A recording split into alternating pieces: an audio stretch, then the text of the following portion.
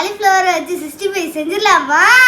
இந்த காலிஃப்ளவர் 65 கடையில செய்யற மாதிரி செய்ய மாட்டோம். எங்க வீட்ல எப்படி செய்யறோமோ அப்படிதான் செய்யறோம். ஃபர்ஸ்ட் காலிஃப்ளவர் க்ளீன் பண்ணிக்கலாம்.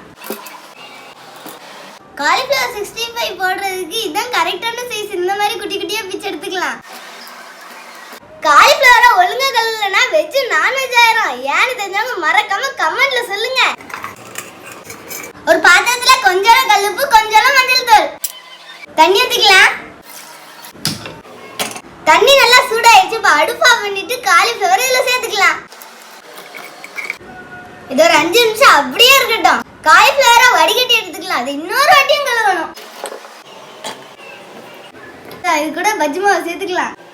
கார்ன்ஃப்ளவர் மாவு, இஞ்சி பூண்டு பேஸ்ட், இது கூட கொஞ்சம் சிக்கன் மசாலா, கொஞ்சம் உப்பு, கொஞ்சம் தண்ணி ஊற்றி பிணைஞ்சு எடுத்துக்கலாம். நல்லா கெட்டியா பிணைஞ்சிடாதீங்க, காலிஃப்ளவர் உருந்துரும். இதை மூடி வச்சிடலாம். ஒரு 1/4 மணி நேரம் அப்படியே இருக்கட்டும். ஆயில் ஊத்திக்கலாம்.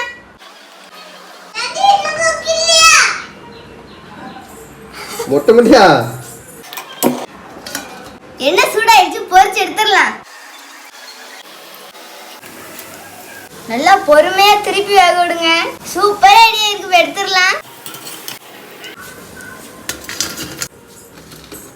சூப்பரா ரெடியா இருக்கு பாருங்க. இப்ப கடையில உள்ள மாதிரியே இருக்கா? டேஸ்டும் பெரிய வித்தியாசமா இருக்கு. கடையில உள்ள மாதிரியே தான் இருக்கும். பஜ்ஜி மாவு போட்டிருக்கனால டேஸ்ட் நல்லா இருக்கான்னு நினைச்சிடாங்க. டேஸ்ட் உண்மையிலேயே சூப்பரா இருக்கும்.